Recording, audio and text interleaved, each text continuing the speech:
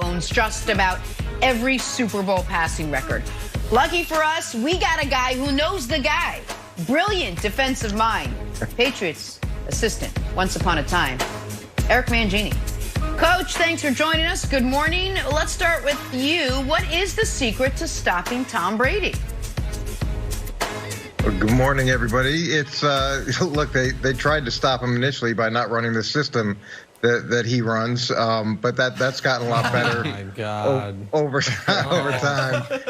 Jeez. But I'd say that the main thing that you have to do is, and we talk about this with a lot of the great quarterbacks, if he knows, it goes. And what I mean by that is, if you give him pre-snap information, he's going to get the ball to the right place. So you've got to start with disguising your intentions and make sure that he's making his decisions after the snap.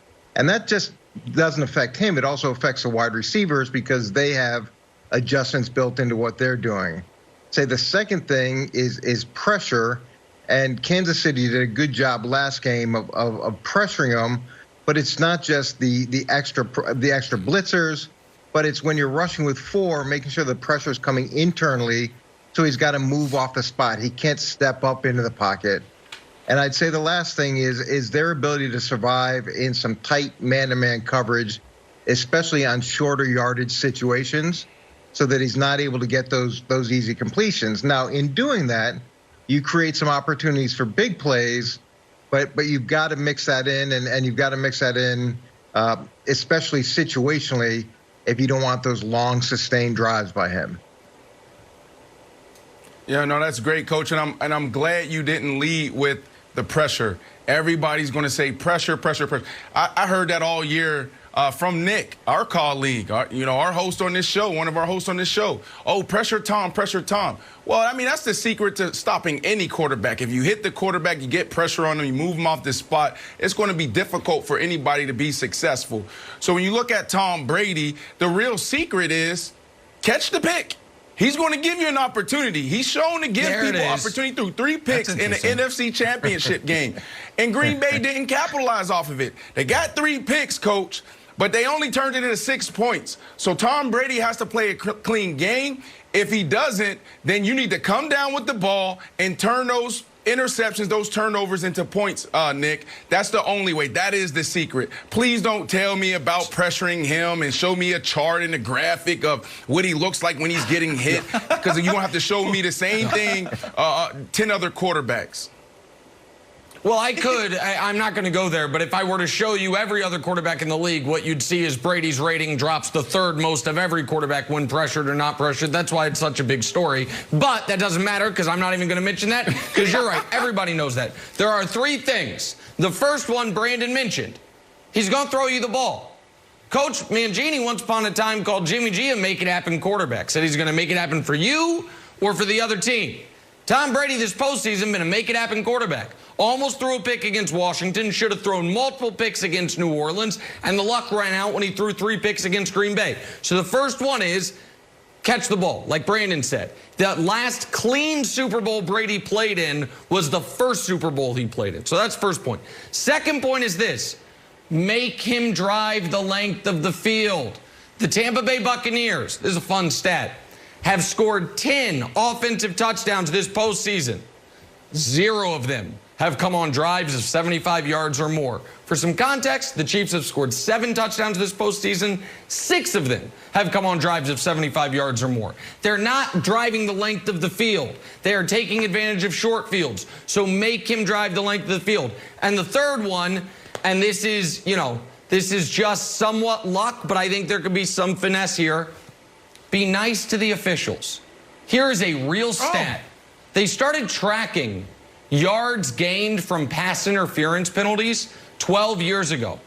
I'll give you a guess. Which team shattered the all-time record for most yards gained by defensive pass interference? The 2020 Tampa Bay Bucs. What was the last play of importance of the last playoff game? a pass interference penalty. So listen, Chiefs, I don't know what you need to say to Carl Cheffers and his crew. Ask about the family, invite him to dinner, call him sir, whatever you need to do. But they're going to be just so anxious to throw one of those phantom DPI calls that turns a 12-yard overthrow into a 48-yard game. So catch the pick, make him drive the field, and avoid the DPIs, and you should be in good shape, Wilds. I like that. All right, Coach, I got a question for you about Ed Reed and Tyrann Mathieu. I saw an old video of Tom Brady, and on his wristband, it said, like, where's Ed Reed? Or, like, find Ed Reed, because every play he was somewhere else. Then I saw this Pro Football Focus article. It says Tyrann Mathieu's doing the same thing. He lined up that slot corner for 400 snaps, box safety, free safety, defensive line, and wide corner for a few times. How can Tyrann Mathieu and where they put him mess up Brady, or is Brady's like, this is Ed Reed 2.0, I can already figure this out? Well, a couple things here. First of all, for Nick to put Tom Brady in the make something happen quarterback category is ridiculous. He makes Super Bowls happen. So you could put it in that category. In terms of Ed Reed was unique. He was incredible with his ball skills, his ability to return after he had interceptions, the way that he could get to different spots after disguising, being in the box and then getting the deep half of the field. And with Tyrann Mathieu, he's got some of those traits. I don't know if he's as explosive as Ed Reed was or as dangerous, but he does do a really good job of being able to serve a lot of roles and to do them successfully. With Tom, though, he's going to have gone back and looked at the indicators and tried to establish when Matthew's here, it means he's going to Y, and how much they can vary that up over this 2 weeks is going to be a big indicator as to whether or not they're going to be able to confuse Tom. Because if you give him what he's seen before, then you're dead. Coach, I mean, I don't mean to be disrespectful to the, godfather of your children, Thomas Edward Patrick Brady, but all I'm saying is, in Tom Brady's last 2 conference championship games and his last Super Bowl, he has more interceptions than touchdowns. In the conference championship game this year, he had 3. In the Super Bowl against the Rams, where they scored 13 points, he had 1 interception, no touchdowns. And in the conference championship game where they beat the Chiefs, he had 2 interceptions that counted, a third that should have, and 1 touchdown. So I'm just saying, I think, Jenna, the opportunities are going to be there, as Brandon mentioned, if L'Jarius Sneed or Tyrann Mathieu or whomever can just hold on to the football. All right, well, then quickly before we break, Coach, I want to get your thoughts on this. So we had former Patriot Danny Amendola on the show on Monday, and he ruffled some feathers in New England when he told us this. Take a listen. First things first, and when you see Patriot Way in the dictionary, it's going to have Tom Brady's name next to it. None of those coaches threw any passes. None of those coaches caught any passes. None of those coaches made any tackles. They got guys in the right position because they watch a lot of film and they spend all their time at the facility. But Tom Brady is the Patriot way, and that's the reason why Tom Brady's in the Super Bowl right now, and the Patriots aren't. Coach, you don't appear amused as we watched you listening. You know the Patriot way better than any of us do. You agree with what Amendola had to say? Look, when you show up to a dynasty 13 years in, I guess it's easy to identify what built that dynasty. I don't know how many Super Bowls in we were there at that point. And look, here's what I'll tell you about Tom Brady. When he showed up, he wasn't a lump of coal, but he was by no stretch a diamond. Okay, and there was a lot that went into his development, and there's a reason he was a 6th-round draft pick as well. And a guy at 43 is very different than a guy at 23, and it took a lot of his work, his natural ability, and the work of the coaching staff, and the work of the other players. What about Troy Brown? What about Troy Brown establishing that position that Danny Amendola eventually played, or the other guys, Teddy Bruschi, Willie McGinnis, Ty Law, Lawyer Malloy? Take your pick. Yeah. It goes on and on and on of guys who committed who worked extremely hard. And I've said this about the Patriots over and over again. It's not for everybody. But when you can win that much over that long a period of time, it doesn't happen by accident. And maybe everybody being locked in a room watching film, maybe that's a positive thing. I don't know. Maybe the answers are a positive thing when you have a test.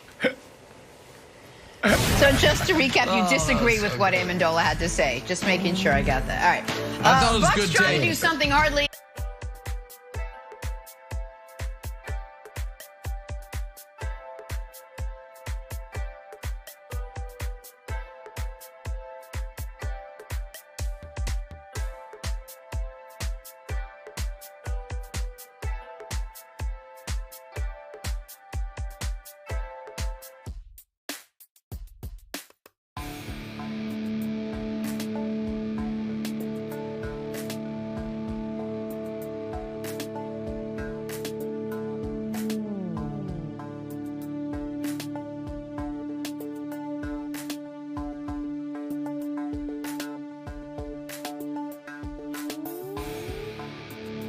And I'd say the last thing is their ability to survive in some tight man-to-man coverage, especially on shorter yardage situations, so that he's not able to get those easy completions. Now, in doing that, you create some opportunities for big plays, but you've got to mix that in, and you've got to mix that in, especially situationally, if you don't want those long, sustained drives by him.